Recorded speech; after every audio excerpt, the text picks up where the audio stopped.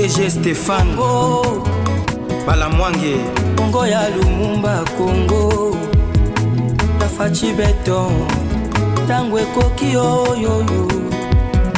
Tangwango yango yo ekoki Tolanda kango Papa Stéphane Balamwange oh yeah. Mesdames et messieurs, nous sommes là dans le 8e numéro. Il y a Je connais Joseph Kabila. Nous recevons une fois de plus Étienne Tshisekedi wa Mulumba, Major Kasereka, Tozanaye. Tozo solo makambo to kobimisama makambo lelo ebele. Tant tozo beta li solo ya ba généraux na mboka na biso, to yeba pe histoire na bango. Est-ce que nous avons vraiment des généraux ou nous avons des parvenus? Bah généraux penza, il y a armée, to ba généraux, il y a armée du salut. Makambo Ezebele. Makambo Ezebele, la fois passée nous avions abordé liwa ya c'est qui Katumba Mwake, batuba bengaka mwa mingi. OK? Na liwa Katumba Mwake batuba bengaka mwa mingi, na mamadunda batuba bengaki mwa mingi. Tokokota na bozindo na yango pe tokolobela makambo ebele. M23 na Uvira. Bon, bazozo Congo, to bazozo Congo te. Magloire Paluku ya Koufi. Comment Étienne a ébillé? Bozela boyo kama kamone ko na kati émission. Ndeko Étienne, bonjour. Bonjour Papa Stéphane ndakona eboni. Kimia Ezali, ceux qui quittent ce téléphone c'est mieux pour tout cela déjà calmement. Oui. C'est bien. OK. To bandi na dossier oyo ya Magloire Paluku. Babeti Masasi. Comment tu connais Magloire Paluku? Babeti Masasi, Magloire Paluku akufi batubaleli et consort. Magloire Paluku. Magloire Paluku bazabatu ya RCD Goma. Bazabatu mabe makasi. Bazabatu mabe makasi. Bazabatu yo. Bon, pour le moment le la famille ça non mawa. C'est un criminel, c'est un rebelle.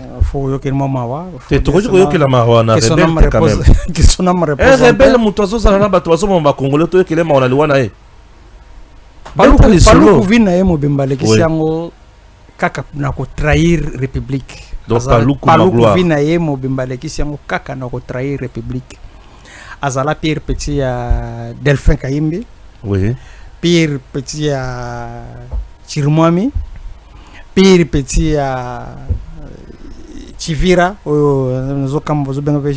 Général Chivira na yebi général te Paluku azalaki Pierre Petit à Général Chivira bango nyonso wana mais Général Chivira ndemutu azalaki na Uvira kasi yana azalaki na Uvira kwiti nazo yebiso batu na ye Général Chivira azalaki na RCD batu na ye batu wana nyonso tu batu na ye Paluku na M23 azalaka Pierre Petit na ye. Il y a Général Chivira na LCD.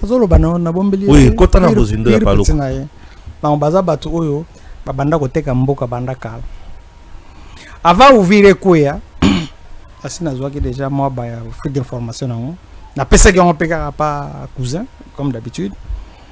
Mais j'ai pas compris que bazo salon toujours en retard. Avant Uvira kuya ozaki na information. Uvira kuya azaki na information déjà que si bateki déjà Uvira. Chivira mutayebi si basoda basala repli. Yende muta ordonné basoko tali basoda na bakoti maboko pamba bazoya na bango be mutazati Uvira tikala ki vide. De lundi ti mardi mutazala ki te ba élément se balongwa. Katun se balongwa. Donc Mutuana travaille toujours na siège Batuana ni surtout ya mabe. Donc na yebeli na siège Batamabe ya Batamabe. Donc Paluku yebeli na siège Batamabe ya Batamabe. Balobi ki babeti masa c'est pour découvrir ba secret. Il y a nanga na ba Rwandais ya solo to lokota. Non, c'est pas dit que babeti masa c'est pas découvrir parce que Linga qui a retourné contre Bango. Alinga qui a retourné contre Bango. Oui, exemple musala na yezela kanengwana. Des fois yeko to azuba information. Aza cheval à 3. Soka zuba information ko to ake kuna salibo yake donc to azongo yeso ka moni ko to bozo PCT abaluke ke côté c'est pour cela tant ba yeko comprendre que nous a aventurier que ba bêtier plus de 15 balles plus de 15 balles à coup Attends, babeta mutu babeta 15 balles. Rwanda beta mutu grenade. Mutu moko. Yo fana batonte. Babeta mutu moko grenade baba mbepo panzano mona azuste. Rwanda za mutu mana mute Rwanda. Chiviro yebi ndengenin. En général quand même ya ramena biso. Chivira tikala ko za général te, Chivira tikala ko za na armée te. Chivira za pire petit ya Delphin Kayimbi. Chivira mutasali za Delphin Kayimbi na Chirimwami na Joseph Kabila. Chiviri n'a jamais été un général.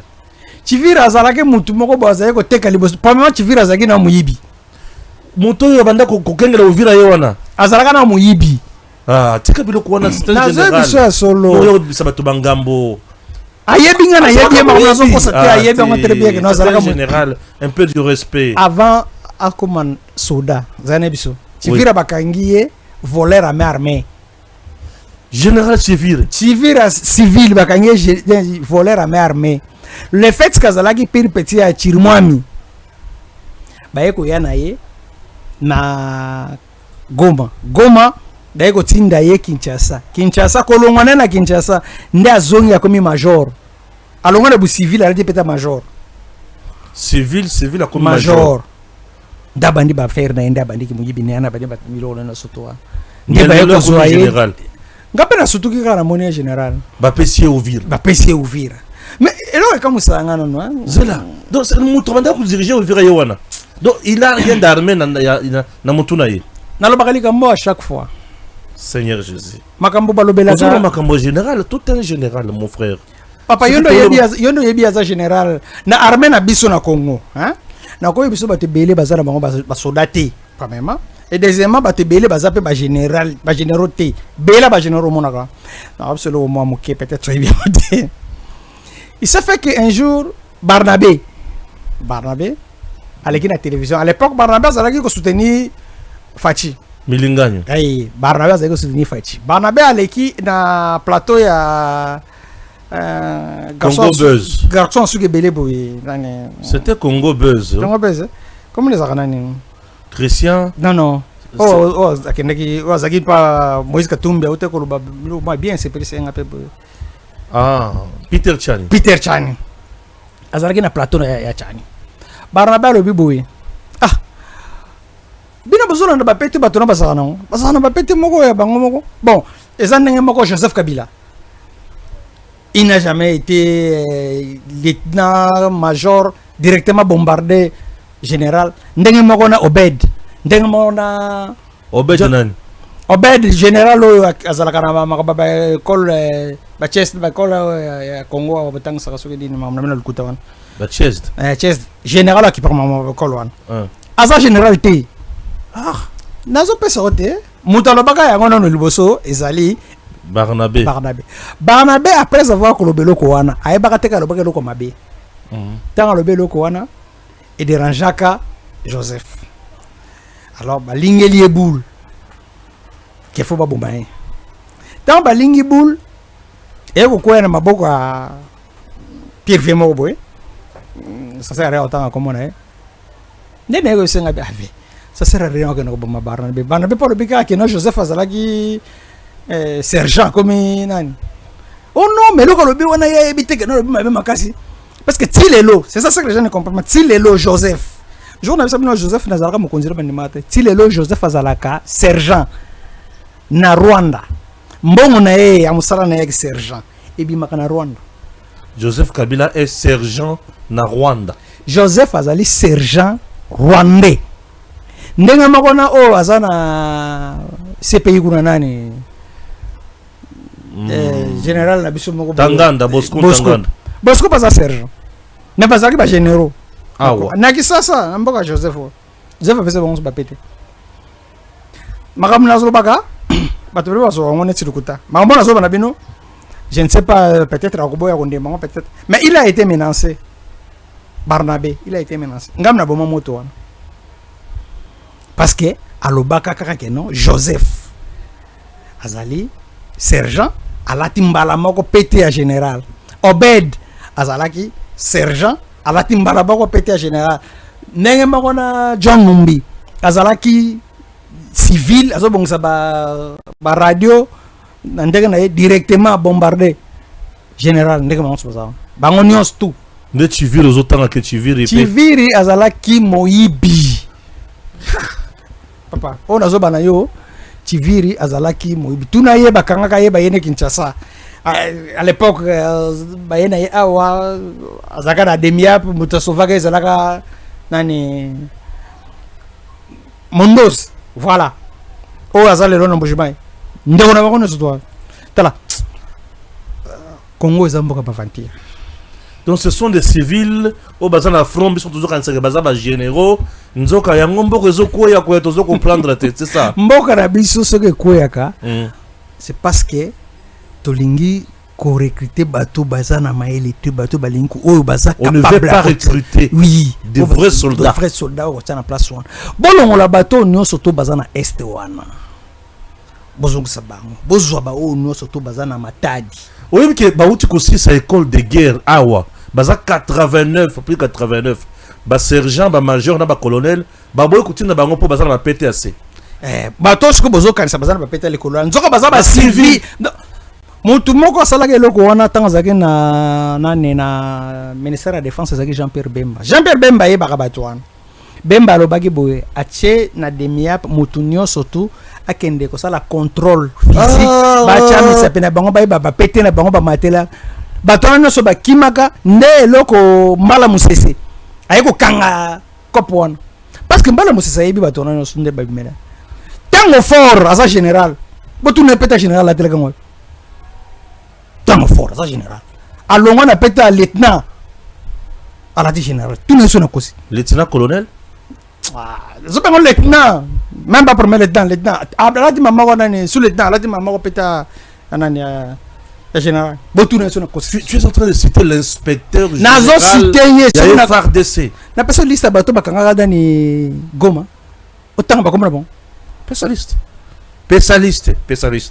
pour yo remo se sanga ba G ça va spécialiste tanga ba comme bon yo kan na kotanga spécialiste na ba kotanga na kotanga tango folka boy mon cher on est inspecteur général azaka soki 3 étoiles ou 4 étoiles 3 mkebo 4 étoiles 4 étoiles donc comme général des armées c'est ça non 4 étoiles beaucoup ils n'ont pas problème hein 4 étoiles c'est quand on a tout na kasiko da inspection générale ya FARDC nous avons mboko zo koya ka baza effectif ya ba soda na zamba oyebi Barnaba lo bakelo ko moko lo beza soni ya kozana général d'armée tozo subir ba biloko tozo subiro na nous avons des généraux d'armée dans ce pays oyo muyibi o su avantiri su nani o bakangi o nani chef d'état major azara yibo so nani chiwewe 4 étoiles talaba avantira sa ngana yebi bato wana bien on n'a pas de généraux dans ce pays papa mboko yo hein mboko so yebi so makamu place mbala musese place mbala uta non tika makamu mbala c'est quelqu'un qui a fait quoi qui a servi le Congo yo yebele wa ngana yebi mbala na kabading ngana zo ya na nani na kandi mes et pas général Moleli tout na so mamona zo na kosi na elaki Joseph Kabila ko bien ko kanda pam Zambé na bomo mon pays Congo tala donc Chiviri wazaki na Uvira oyo asana généralité Chiviri asa généralité yemo pas yebi asa généralité ba non pas combien à combien de place on a ndengini Joseph mtapesa ke ba place on a surtout tant comme na ba PTBD bon président Félix Bayebi bon ta écoute bango na ba PT on a pesa bon fonction ay bon en plus mutu a pesa ye fonction wana ezana ni Tumba Bamunda ou azaki na maison militaire parce que c'est la maison militaire qui propose non Tumba Bamunda en grade Tumba Bamunda yema ko déjà zalaki très yamba kangaye ngana zo benga cousin Franck Tumba Bamunda ouais il a été primé par la France ici que tu as très ndengeni Tumba Bamunda banyokole na demi-ap wana basali ebouyi parce qu'il était muluba mais président de la République a eu un na niveau comme mais Tumba Bamunda tanga bato no zolo bangwa tanga ba comme na bangwa bato ba koisa Goma bangwa bana ko tanga bangwa bazati lelo so na tangi mabe olobi ngana ko bato tanga bangwa chalunan Chaloupalang, Chaloupalang, c'est ça? Ah. Hein? Ouais, tanga bango. Chaloupalang. Azali commandant à 10e. Nabukav. Ondekande. Azali commandant à 9e région militaire. C'est ça, non? Ouais. 3 août 1998, massacre Yabanan des officiers. Les officiers et sous-officiers wapi ya Congo. Oh wana banani ba ex-phase. Ba ex-phase ba massacre bango. Massacre bango. Nanya massacre bango. On décale tanga kangi gani gomat. Ndaba ne ko bango. Tana soka bon une affaire de 20 personnes ba bon. Mais ce zo bomanga mina ko kutanga te. C'est ça. Toi tu peux lire facilement batunayo. Ça bien teka. Zera nebiso. Moni ba généraux le lozo mona bela. Joseph Azui bango. Eloko facha zo boya awa ya koloba keno, aboyi brassage, aboyi mixage, bato wana zo mona wana. Ba yana ba pété na bango ba uti na ngo di banda ba yena ngo ba koti na ona armée. Bazalaka ba civil. Bazana formation moko ti ba yemba mo balati peti wana. Joseph Kabila. Oti nana robaka ngot nani Barnabé. Alors bi Joseph otika comme na photo na moko te a pété na ya major. Ya pété na ya lieutenant ya capitaine te zalate. Aza sergent. Ndenge moko na obed, ndenge moko na o azana a prison na nani kona. O komba soki na lotanga ki wana. Bosco Dangan. Ce sont des sergents rwandais. Bay. Ndenge moko na kunda batware. Sergent. C'est comme ça que ngai na yebaki bango ba yebaki ngai ba za okatera lo sako parce que ba yebiki na yebi bango. Ba yebiki na yebi bango. Ce sont des aventuriers. Mboko yo ça fait mal ya mona ba makambo esale makana mboko. Lelo mutulokola Kagame tweeté. Tweet wana zanango. Okata pe parti no chango. Batebele batala. Na tweet na Kagame lobike. Mukolo M23 ezalaka Joseph Kabila. Ngana salaka émission moko na 2022 si je me trompe pas. Et pas il y a ndeko Zulu. Na lobi ke Congo ekweya depuis 2001. Ouvire zo kwa le besoin na ouvire ko ite. Ouvire se kwa kala. Neti le ndo tozano. Mujuma ise kwa. But eso c'est la gare qui n'a comment ba ko kisa makamna bango ici. Mujuma. Oui, Mujuma c'est quoi? Comment ça? Mutonza kana Mujuma ikuna aza muto malamu teo ba ko cha place wa. Mujuma c'est quoi kala? Donc le fait mutu amabe azawana déjà et c'est déjà en collaboration ba tona surtout tangu nazo ebisa cousin. Donc Chivir le kola zaki na Uvira. Uvira c'est quoi yaki na ngo déjà. Uvira c'est quoi yaki kala? Ngaye na vandina batwana. Na service à renseignement ba négliger information te na sepela kana loko mabuto lobaka lobi ngai ba yaka ko informer ngai ke bato banga sala nga coup d'état et pas ya sergent moko boy 2 jours avant un coup d'état ba yako informer mais bande ko na biso bazalero na pouvoir soka comme na pouvoir pour mona e comme difficile pour benga na achazer mon numéro de téléphone ora éviter que peut-être on peut ces information moko bien. C'est ce que je n'arrive pas à comprendre. C'est ce que je n'arrive pas à comprendre. Mutulokola nani oyo nani bopesa le chirimwami.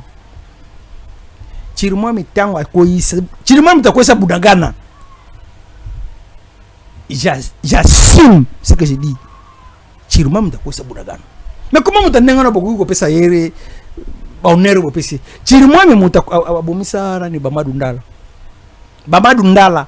Na émission na lobaki na biki na Bamadu Ndala kufi bayaka na oyebisi na bi famille Bamadu Ndala bazolanda bino mambo zolo zana episode lo ono zolo bana lelo même famille Bamadu Ndala soki famille bazolanda baki no porter Joseph Kabila plainte bakomona babenga ngai nazala témoin te babenga ngai lokola tani enseignant na ko yesa bango makambo jipe ya Bamadu Ndala kata partition na tindela kyong.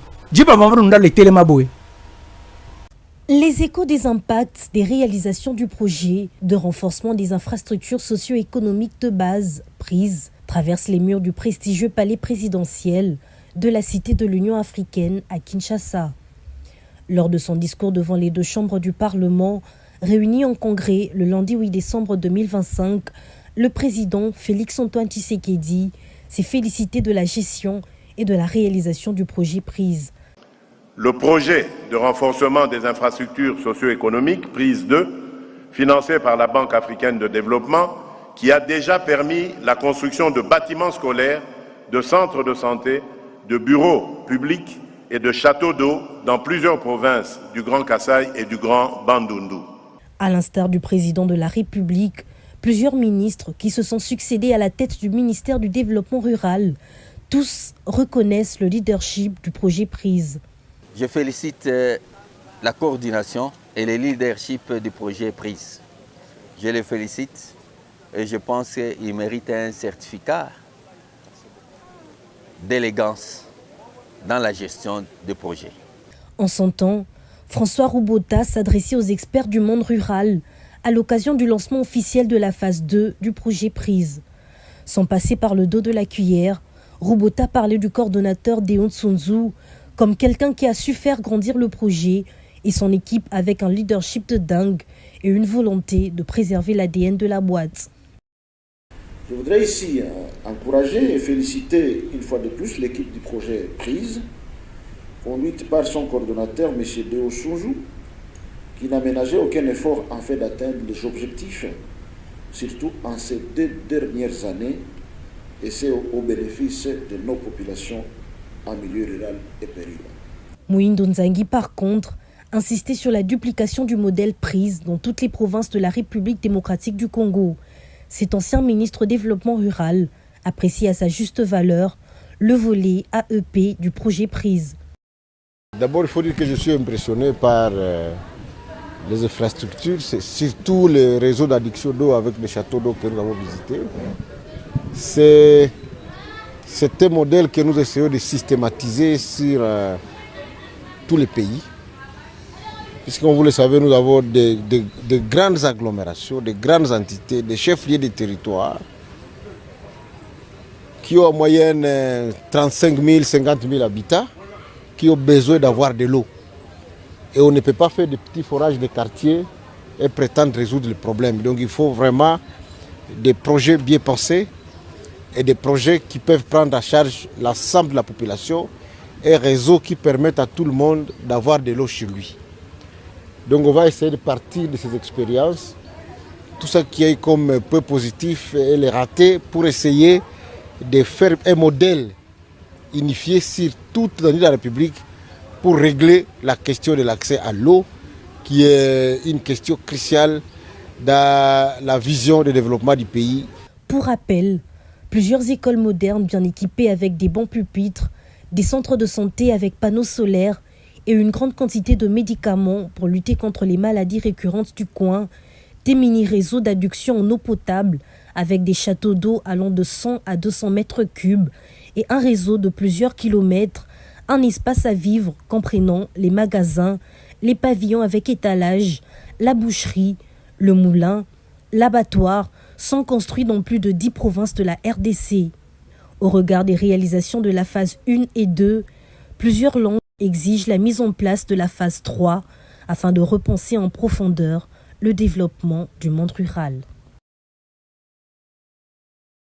Ok, Djiplé Mamadou Ndala Yangoyo, ndenge bato bazomona, pine penza na sima, ezikité parapluie ezikité. Voilà, siko soki botali pe liboso nango. Parce que ça na deux vidéos musu na liboso, bon mona soda mon pas la parapluie za liboso pe zali. Parce qu'on a zomi tout na roquette ngazala ki roquette ya kaka RPG oyo ba betaka to za roquette ya Joseph Kabila. Po Joseph Kabila za ba roquette na. Mutu connaît mona ke ba sopela gango essence ba tumbia ngo moto. Il y avait rien. Donc, ce que nous avons dit, c'est que nous avons masoro lukuta, ti ça masoro lukuta. En donc la Jeep Oyo, tu vois une deuxième image, et ça y a affaire ya katomba mwaki. Puisque ici nous voyons précisément la image néerlandais ici, quand tu vas une image na biso batie likolo, il y a yope batie na se batie illustration.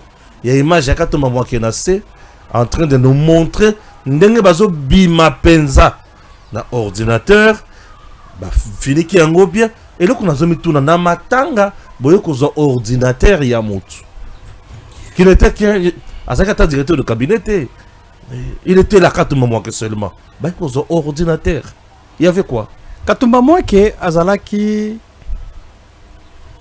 conseiller à Joseph azalaki pire mutu à Joseph il avait tout en main Joseph azaki na temps ya kokumaka te kotanga te Joseph azaki na temps ya kokende kotala banyama kosakana koluka basi ya batu bota na basi ya batu Joseph abota pena basi ya batu ah papa sola ntanga ba ministre musu baza bana na bango batela bilongo na mama bilongo Joseph aze bele Joseph abota pena basi ya ba ministre na bele tikande kona ngai tuya ko bepe dossier wana tika tuya ko bebisa ko bebisa mabala batu Joseph abimana mwasi abatu na mwana mwasi wana babimina yo oh zela mukie zela abimina mama na mwana na ye mo pena zona zo bake non ngabe na yebi donc tika babuloko Joseph za seriété omoni lelo batu balosakana na président Fachi hein biloko zo bana za makase Joseph Kabila makambo ko balokana na mboko ne sait jamais Kabila au pouvoir mais Kabila tika ozonga na pouvoir te wana ozolo tabandoto Kabila tika ozonga na pouvoir te mais à ce qui est vrai Joseph hein ba collaborateur ne belé abimana basi na bango pe belé ba bota na ye wana za obimina mwasi ya moto pe oboti na ye wana za ba pe ayebi ke mo ayebi pe azwa chobe ministre ko boya te so boyo lo ministre bozo bana na yeke akobeta yo mais oyebi ke mwana na ngai te mwana Joseph mwana président nanda kuna yo azape wana so boyo Joseph na obeta batu fora Joseph na sala kitback na ende mutu bazio bakago basinga bachobo est-ce que là il a récupéré tous ces enfants là bazana bandako ba ministre bele bazana bandako ba généraux bele bazana bana Joseph bazana bon ba yebi ke mamuno zolo bona kosti a récupérer ordinateur ya Katumba Mwake ezalaki na ba données ebele ya Joseph ya mboka moni président Fachi a hérité kaka ba problème oyo Joseph atiki est wana zo mona na basi ba katango bateka yango bandakala Joseph ayaki pour que atiango en pratique Katumba Mwake tanga moni yango erera Katumba Mwake ezalaki nini akeko luka ambassadeur moko aboyeko tanga bakoma ba paye batu akeko luka ambassadeur moko ayebisa lobi tala makambo Joseph azosala azolinga te kamboka alors il faut qu'on empêcher atali oui c'est vrai bilo no surtout à la kisi tangu ambassadeur wana abimi aki parce que benga kena ndako na la kisi on ordinateur et ça va tangu ambassadeur wana abimi aki nda ambassadeur wana abimi benga Joseph aisa bitama ka mto sala mutu na zana document na ngoni osoto asana ngondeni Joseph Mbaramoko ayeko tinda babenge ko benga be Katumba Mwake aye Katumba Mwake koti bakangi abeta ye ti abomi Katumba Mwake bazobeta ye kaka lo ba place dini ordinateur ezali parce que ndako na bafu yake ezaki te ayeko lo bake wi achaka ngona katsa nako ase ya arbar place bakene ko lukango tango ba beti ye ti abomi pona ko ndima ke mamorozo babino ya solo botuno mwasa Katumba Mwake akena ko porter Joseph plainte parce que yaki ko so eza biloko teke na kosi so botala ngona video so mona ngope moni parshot bokata bola so mona pe ordinateur na ye muto amemi yango garde amemi yango comme le léon amemi on a lipeka bozo ke non bazui ba jele suna parapluie likolo pour que polate ba bimina yango ba che yango na jeep ba démarrer ba ke Joseph atelemi akona mutuka koti ba ke ti na GLM ba comme na GLM James Kabarebe était là présence avec ozela yango na GLM ba yena ordinateur ba che James a checké titi amoni biloko noso to eza d'accord okay. Ba yeko kanga ba yeko zwango James Kabareba bimi na ngona buta juillet avion na jet privé telema na aéroport a décoller zongi mais chose grave Katumba Mwake asalaka copine ngo moko ndatika kango libanda pa moto moko otanga kombona ezaki mutwana yo yebiye atika kango libanda pa moto moko moya kotanga kombona ende exact makambo bolobiki o te Tshisekedi azosala base pona ko beta lisolo te na bete lisolo Katumba Mwake na lukuta lisolo Katumba Mwake mwasi na ye mwasi Katumba Mwake aye bien soki akowanga na m so parce que babangaki mpo Joseph alakisa bango nyonso munduki bango nyonso bazala Joseph azalaka na façon moko ya kosalaka moto abanga ye donc façon abangisa bango peut-être so botuni bango bakolinga koloba te mais vidéo quand même ezo témoigner moto wana azobima pe lelo akufa te lelo aza soda wana basoda na babimi na oyo asimbaki para bango so bazali baza basoda bazati lelo babimi nango mpe ndenge ezana lelo azali kilo moto asimbelaki nene azali bazali bango nyonso to so botuni bango akabisa bino biloni bamai ordinateur bakoti na mutuka mpe ebimeki nayebisaki na bi juste kaka ntango ordinateur ekei Joseph atelemi eloko ayiki kozwa yango wana azwi atelemi akoti na mutuka ekei c'est tout c'est bon ba parce que bato bazokaseke na masolo nazobetesa mpona koluka bese te nazoyesa bino ke je connais Joseph Kabila ezali babiloko Joseph asala oyo Joseph asala bamabe ebele na mboko abomba bato ebele na mboko ti lelo azokontinue koboma bato lelo nde ozobana Uvira barécupérant mais ntango barécupéré Uvira na minute ozobana bazokɔta na bandako ya bagene naza na basoda baza kuna bazobenga ngai barécupéré Uvira oui basoda bazobenga ngai sikoyo ke bazokɔta na bandako ya bato koboma bagarçon koviole bafille M23 azoboma bagarçon azoviole bafille na minute nde tozobana bino mais alors ke nalobaki yango avant pas cousin na yebisaki yango avant botika te bato basofra nde tozobana lelo awa katanga ekokwea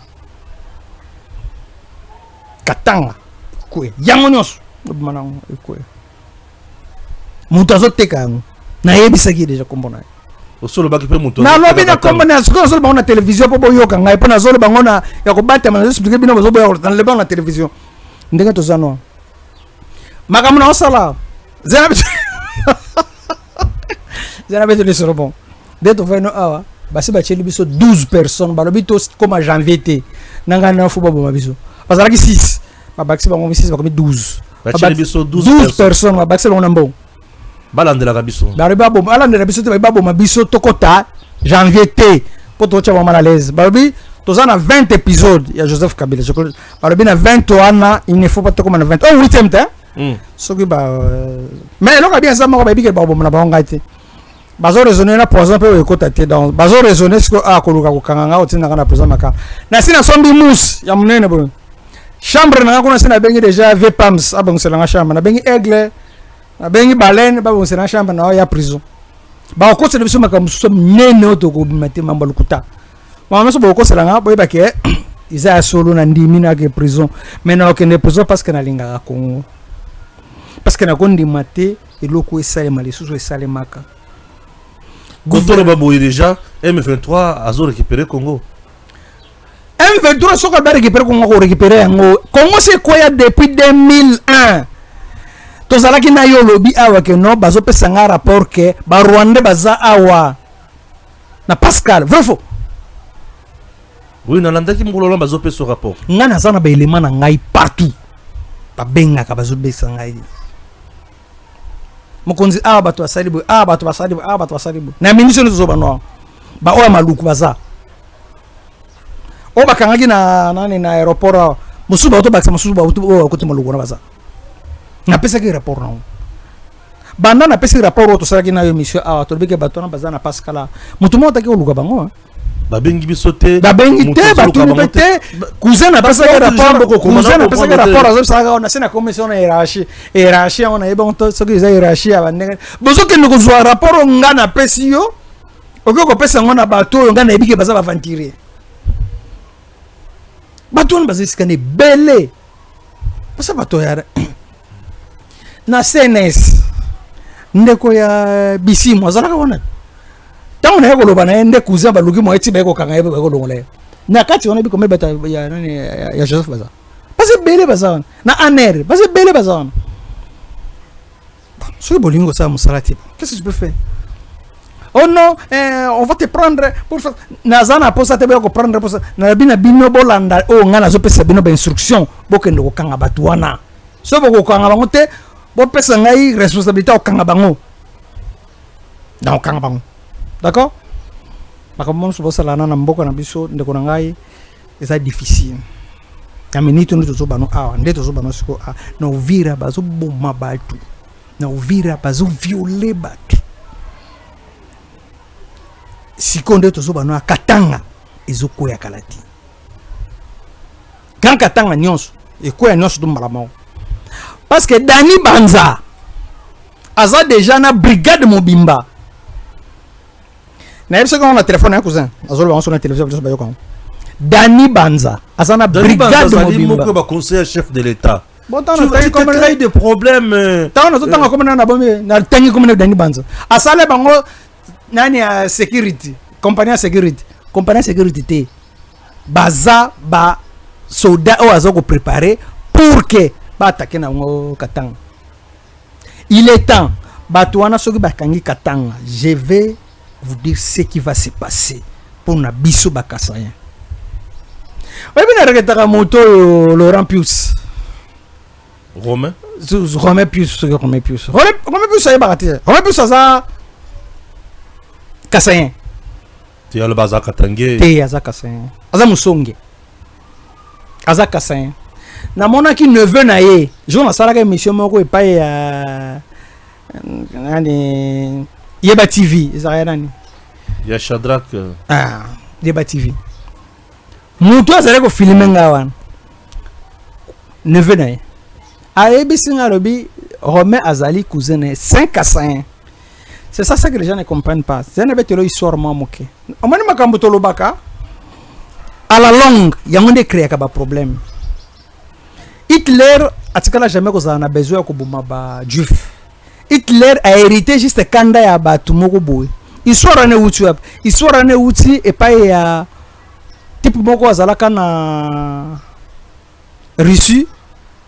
Comment on a nani Nicolas II, empereur Nicolas II azaka na kanda ya ba juif alingaka boma ba juif. Tanga alingaka boma ba juif nde asengaka basalela ye document moko oyo akokosela ba juif makam. Basala document moko boluka les sages de Sion. Les sages de Sion. Le protocole les sages de Sion. Na kati ya protocole wana bakoma makambo nyonso to nde bakosela ba juif. C'est à cause de ce livre là que Hitler a ekozwango asali nango Mein Kampf. Tant asali Mein Kampf azui Joseph Goebbels dabandi ko sala propagande ya ko bandolo ba maloba mabe pona ko boma ba juif ndebo ebomisa ba juif e basala kango na 1903 ba ko boma ba juif na 40-45 à peu près 50 ans plus tard. Les lots bateaux bazo finga baluba bazo babiloko ba Romain Pius makabalo bako ngana linga batu nyo soto balinga ko finga batute ya baluba basali baluba basali les lots soki katange koi. Ce que je te dis vraiment frère, ce katange koi mon frère, ce que je te dis est vrai. Batu bako bomba loko baluba bazate. Ce sont les cassins qui vont souffrir là-bas. Tokufa déjà na 60 à 62 na tamwa chombe toyoko kufa na 90 ti 93 na makambo nani elelo bosuli ngabo bandela so eloko soke salemi ndeko na ngai batu bakufa ozana idée. Et la plupart des gens pensent que mutu azoteka Congo zabaluba. Par contre na koya ko se permettre ya ko sala bêtise moko o na koya ko regretter nango na ko bimisa document o babomela na katumba mwaki na ko ko za plus wana tikana na chango internet so ko bezo continuer ko babiloza Fachi n'a rien à voir na katsa biloko na nyos Fachi n'a rien à voir mais na katsa babiloko on risque ko boma batubele. On risque de combattre belle. Bateau bazo kanela baluba, bateau bazo luka boye. C'est important. C'est important. Motroko la Romain Pius azakana en ya baluba. Motroko la nani journaliste lo baka nani lo baka Stéphane face à caméra. Le France, oui. Baza bato bazakana en ya baluba. Tipo na lobelo komboka lobi Félix aza tribaliste makasi. Ministre ya balongoli gouverneur pour ba remplacer Jekoko Muluba. Muto ya longoli sie député onani pasteur comme na nani. Wala travail bilamba jaune makasi bi pasteur onani. Abina kayemba bien beau. Ayemba idée. Ouais, pasteur wana Muluba azape député. Muluba alobi nani wana zake Peter Kasadi. Muluba bango 3 baluba balongoli si nani gouverneur à Villa Kinshasa Gentini. Mais jour bazong si Gentini na fonction atikala ko remercier baluba ngote. Mais tant balongola ka Gentini afinga baluba. Mais tant bazong si Gentini afingi baluba te. Ça me fait mal. Ya komona kelelo bande ko na ba kozwa problème moko. Tu penses aujourd'hui que le M23 va renverser le pouvoir de Félix Tshisekedi? Non, ça c'est pratiquement impossible. Ça c'est pratiquement impossible. M23 ne va pas renverser Tshisekedi. Non. Ça c'est pratiquement impossible. Impossible comment? Impossible parce que batona bazaka juste na posa ya kozwa mbongo bazana posa koma Kinshasa te. Ba M23 bazalaka awa na Kinshasa. Dernièrement on a tous un petit fidèle ngandu na besimbote. Tozo tambola na ye na car. Na moni mboko eza boka aventure. Ba M23 bino boluka kana musika wana boluka awa na villa Kinshasa. Pasa wana bakoki jamais kozala na force à renverser. Pourquoi? Parce que na kati awa tozali na ba militaire belé pe force za ya makasi. Mais eloko oyo zoko déranger makasi. Izake ba autorité na mboka bazozwa ngo sécurité. Bazozwa ngo sécurité. Tango tozo sonner alarme pour ngo yebisa bango que non boyoka na lobaki loko ya Uvira. Boyoka elo Uvira kwe. Ana zolo balikamba katanga. Oui, mais si on a Dani Banza, conseiller chef de l'État, pas tout le Dani Banza, sécurité aux Salisara Katanga, plus de 5000 hommes. Même Koutuna ni Magenia na Nino Zalaka, Bazana Batebele Bongote, Bansana Bon. En plus, 5000 hommes. Plus de 5000 hommes. Nazana Moutaza sur place. Pe na itanga yebisinga na yebisinga bikeno ko tokumana sana sécurité azana kata sécurité wana arabisinga bi moma genre tozé belé azana idée et puis a tcheba on a ba point stratégique. Comment ça? Tu achètes que on a point stratégique à Lubumbashi. Si oh qui ba sala ni na point stratégique ango yenda yebelo ba sala ko baza ba privé. Bah, quel point stratégique au Salani? Bah, il faut pas vendre un point stratégique et sécuritaire et ça va militaire. C'est quoi il y a avec la volonté de qui? Volonté la décision ya moko Dani Banza. Tu suis Dani Banza dans un dossier très sensible. Je ne cite pas Dani Banza na dossier très sensible. Nazol ba dossier mboka mon frère. Bato bazana katanga na bazabande kunangai. Soko yebite. Bato bazana katanga bazabande kunangai. Awa nazolo bana ole lwawa. Dans le baki na yo tozaki na tonzo bali kamba Uvira. Lelo ke notala bato bazole na Uvira.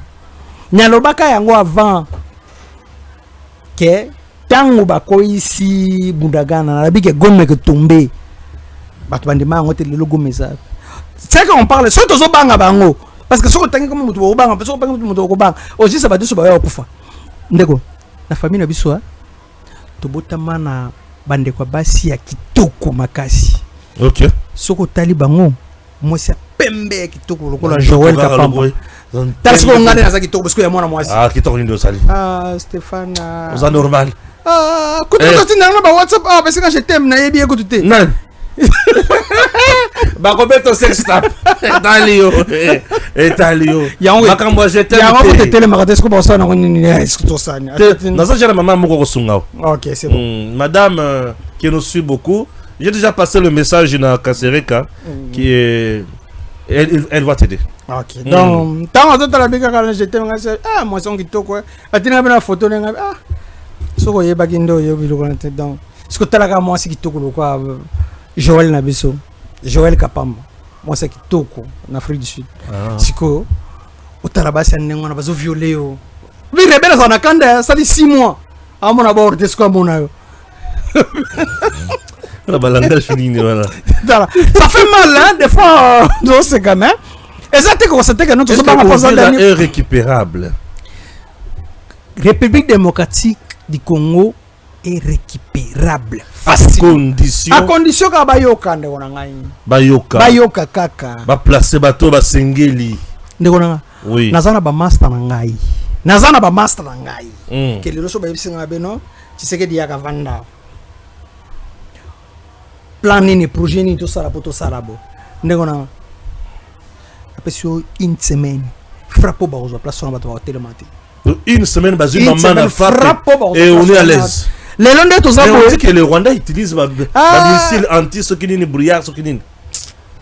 Wana biloko lukuté ça biloko nani général Gilles Banza mtozo ko sabino apesi batu nani bakasada lukuta apesi bino nani drone boke bete côté musubo bimba musubo zama papa bazane loko moko té. Ozo douter général Banza. Chef d'état-major. Tikande kuna. Azo tinda batu bela colonel Lukuta. Nazoro ba makambo solo verifiable na kosité na kosé lepete. Yemo pa yebi ke no mamunazo ba na General Banzanga na yebi. Asaka na blender. Baza batu moko oyo mutache bangwe sika neza nani maso dani. Delinquant oyo ba to kangana ni wasa kina tumba bomun basa continue ka musala tumba bomun da no sala basa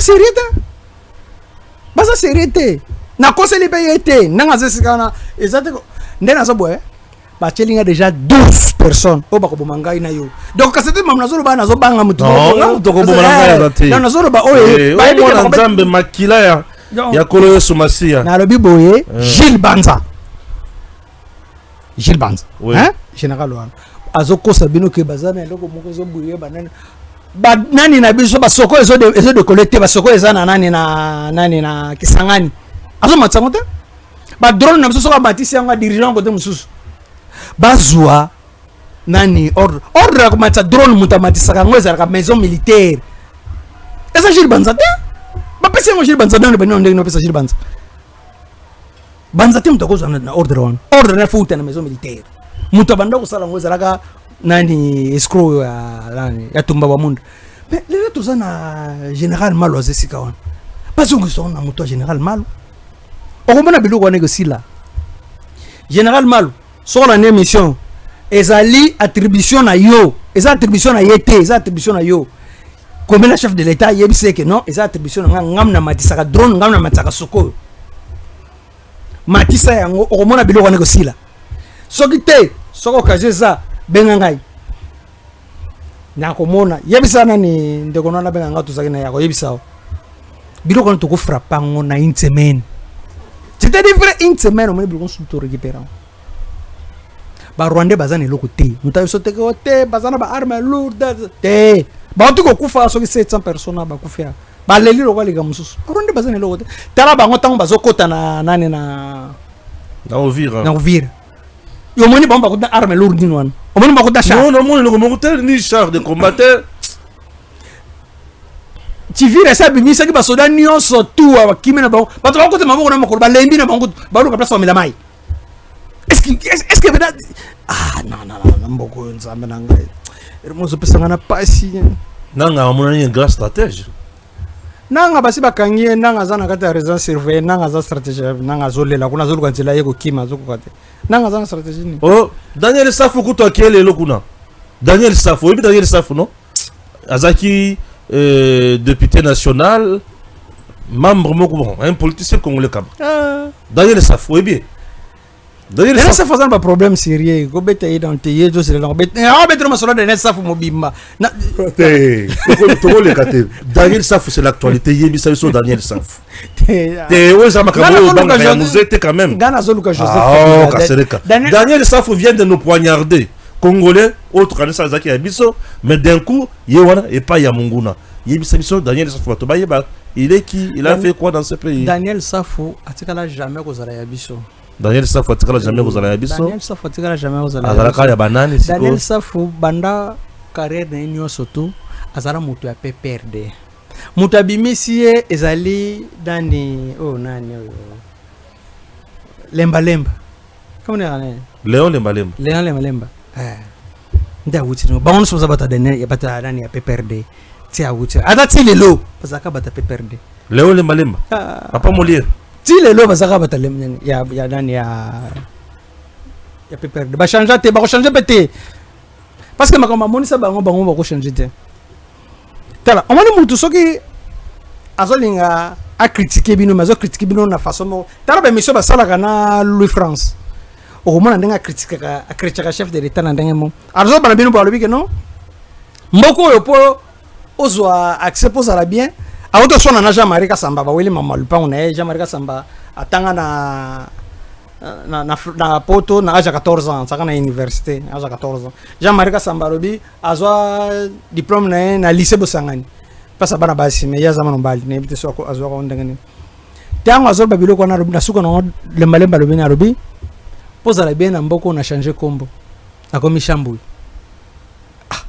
Est-ce que banda président du pouvoir so moni place président facilité baluba ngai moko comme na nga Etienne Tshisekedi wa Mulumba na koti prison ya Makala combien de fois naza awa mutakangi ngai PG ya 4e ri azawa Ngai moko aussi mon président ya Mbingai.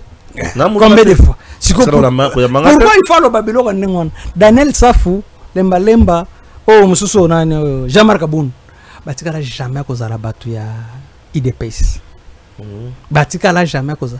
Mutu lokola Jean-Marc Kabund na ko beto no masolo na yebele. Jean-Marc Kabund dès le départ faut tshana mutu no. Azali mutu oyo Joseph a utilisaka. Tilelo Kabund. Mutu yaka na Kabund zalaka nani Moïse Katumbi. Mission na ezalaka moko. Batindaka epo a infiltrer IDPS. Quand ndenga bena na ko infiltrer na. Ya yaka ko infiltrer IDPS. Azoka ba information nyo surtout amemelaka bango pona kotanga pona ko trahir IDPS. Jean-Marc Kabund azolandanga soka la mission to zaki na prison. Oui. Na ye ko lukaye amoni Jean-Marc ndedi na bien mon frère to sololi na senga la bi chef coutumier na bino ya mboka na bino bakangi azana prison na zuye na ola lisena mbetu nanga azana loko kuliate na yego yebisa yo olukele loko kulia Jean-Marc yebisa na balinga bakasaite Jean-Marc Kabund abina ngana na Swahili mishipendaka bakasai so mon émission alobi mishipendaka bakasai na kiti na la diffamation na yebisa mamu na zolo beza solo bona zoko sele batu batema baza vebingaza batema baza na prison baza belé za kotangele na kiti na keko yebisa yenga ande kona boyi ko yambao 2 jours après na yeko zwa nani chef kutimena bango na yena ti place ya vanda na tigeli mutuana est-ce que yebike ayamba ti pona te après une semaine da yeko pesa ti pona $100 après ça ti pona $100 ka ici na prison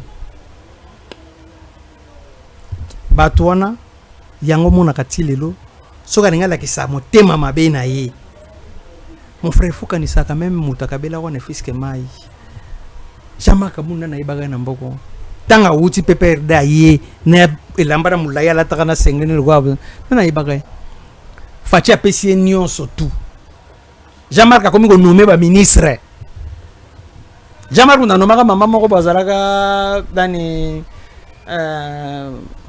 juge présidente na matete maman kufaka le polo ka ebo nani tete ilung gem na no makai ba pesi pouvoir na soana lelo na tongo yo baloko bano finga fachi yamba ke bete na kalu ko na bazaki na raison oui baza batu Joseph Atiga ya mutu no surtout piqué ko kanisa teke no atandenge ni nongo za omondi ba soda ona la question na téléphone na tena kati wana ba soda na surtout bazali mais baza ba piqué ti lelo batravaille baza na gire batravaille kaka mpona Joseph bakochange te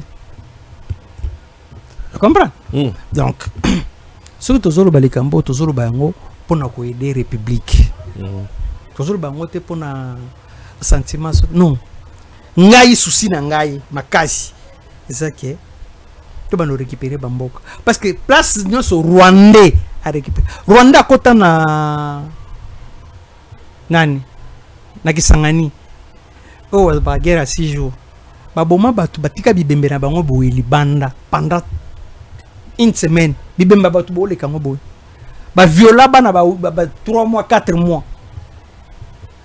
parce que eloko ndengo wana nazoyebisa bino déjà que non bokeba bazoya ya bozotika lelo tala makambo komele biso na ovira et puis nazoyebisa bino déjà tana mutu na lelo soki batie état de siège te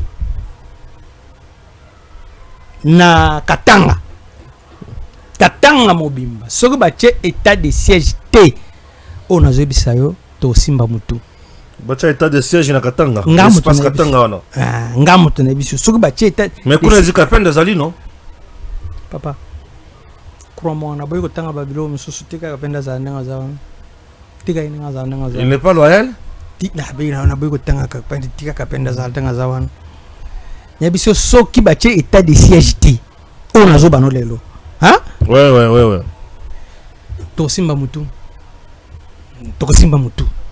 donc il est temps soki message ko kombe na ba autorité pour commissaire le plus vite possible. Et puis na bino c'est facile bozongi ça commandement wana ya komatisa basoko ya komatisa ba drone et pas ya chef à maison militaire état major so botiki on état major et pas Gilles Banza ba drone no so bosombera ba kopanza ba siba panza combien de drone ba kopanza tous les drones parce que zo pesa ngo orientation apesi bango bengi bango so mbo panza drone nezo kuna Gilles mutawasala biro wana soka wanga ni bo conforter ngana yi Gilles Banza mutawasala biro wana so wanga bo conforter ngana yi. Tu accuses le chef d'état-major général, attention. Bon, nous avons le chef d'état-major général. Oui, mais attention, un peu de retenue.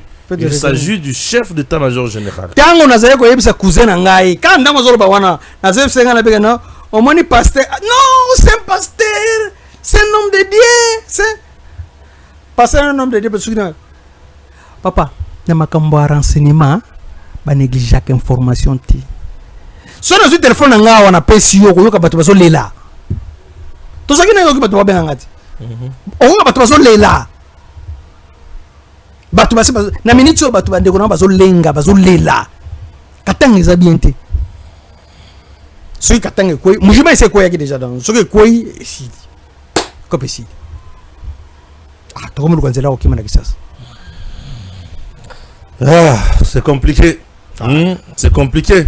Alors, service national.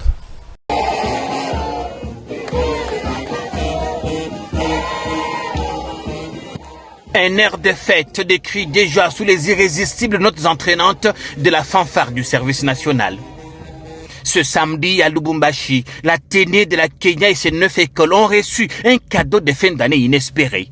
1000 bancs pupitres flambant neufs, offerts gracieusement par le chef de l'État, Félix Antoine Tshisekedi Tshilombo, dans le cadre de la vaste opération Pas d'école publique sans banc.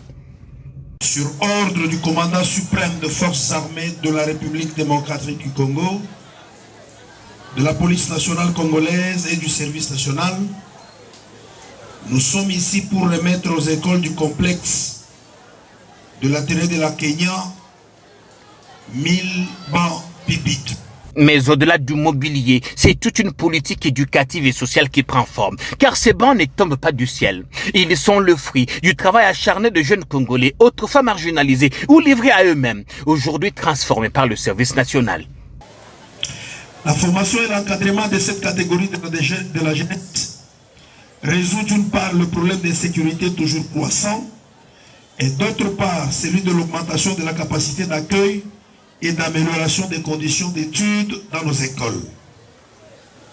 C'est ainsi que plus de 10 000 jeunes désœuvrés ont été envoyés depuis octobre 2020 au centre pilote Laurent Désiré Kabila à Kanyama KCC pour y être formés et encadrés. Ces jeunes sont devenus aujourd'hui menuisiers, mécaniciens, maçons, ajusteurs, conducteurs d'engins agricoles, ouvriers agricoles, etc., etc. Et ce, grâce à la magie de la transformation stratégique du service national. Les bancs que nous mettons aujourd'hui à la disposition des écoles du complexe Athénée de la Kenya ont été fabriqués par ces jeunes qui hier étaient craints, détestés. Aujourd'hui, ils sont devenus des bâtisseurs de la nation et sont déployés à travers le pays où ils travaillent pour l'intérêt de la nation. D'anciens gangs urbains devenus artisans du renouveau congolais. C'est là la magie du service national sous l'impulsion de son commandant suprême, le président de la République, Félix Antoine Tshisekedi. Tous les chefs d'établissement de l'Athénée kenyan présentent leurs sincères remerciements à son Excellence, Monsieur le Président de la République démocratique du Congo, chef de l'État et commandant suprême des forces armées de la République, je cite Félix Antoine Tshisekedi Tshilombo, qui ne cesse à penser au chantier de l'éducation nationale et nouvelle citoyenneté de nos apprenants. C'est cette raison qui nous réunissent ensemble, comme lui, c'est le garant de la nation. Il a soutenu dans tous les sens le service national qui actuellement pose même des œuvres palpables. Aujourd'hui, nous nous réunissons pour que le commandant, qui est notre hôte, puisse nous remettre un lot important de 1000 bancs à l'Athénée. Partie de la capitale, la caravane pas d'école publique sans banc ne s'arrête plus. Kinshasa, Kimpese, Kikwit, Mbandaka, Kananga, Chikapa, Mbujimaï et bientôt Kolwezi. Le réseau des ateliers des menuiseries du SN s'étend avec une seule conviction. Dans un pays couvert à 3/4 par la forêt, laisser un enfant étudier à même les sols est une faute impardonnable. DG Stéphane Balamwange Congo ya Lumumba Congo Tafachi Beton Tangwe Koki yo Tangwango yango yo ekoki Tolanda kango Papa Stéphane Balamwange oh yeah yeah